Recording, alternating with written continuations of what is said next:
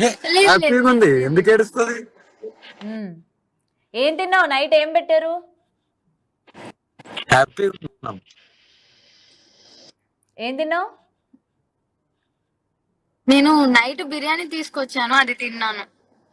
ఓ బిర్యానీ తీసుకొచ్చావా? ఎక్కడి నుంచి తీసుకొచ్చావు? అఘోరికి ఏమి ఇష్టం అసలు? ఏ బిర్యానీ ఇష్టం? నాకు తెలిసినంత వరకు నేను ఏం తినను అని చెప్పిన ఆమె ఇప్పుడు బిర్యానీలు కూడా తింటుంది.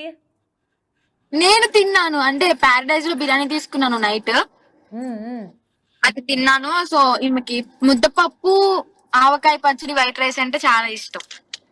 ఇంకేమి ఇష్టాలు ఉన్నాయి అఘోరికి? బాదం పాలు అంటే ఇష్టం. ఓ ఇంకా అంటే శివయ్య నేను అంటే ఇష్టం. ఓ శివయ్య నువ్వు బాదం పాలు. Okay okay.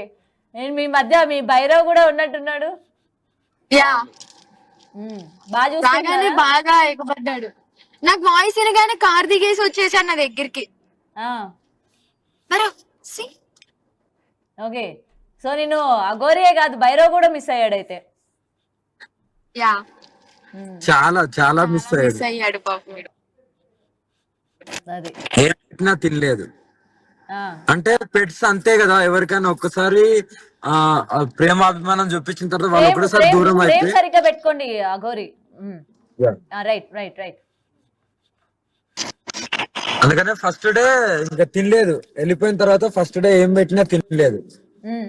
తర్వాత నెక్స్ట్ డే నుండి ఇంకా నేను బలవంతంగా కొద్ది తినిపిస్తే ఇంకా ఫుల్ గా తింటుండు.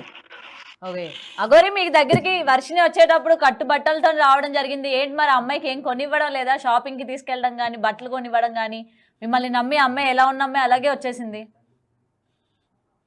త్వరలోనే అలంకరణ చేసుకుంటది, చూస్తారు అప్పుడు. ఒక ఫోటో పెడతారు చూడండి. కొనబోతున్నారు? ఏం కొనబోతున్నారు? డ్రెస్సులు తీసుకుంటారమ్మా, డ్రెస్సులే తీసుకుంటారు. బ్లాక్ డ్రెస్సెస్ తీసుకుంటది.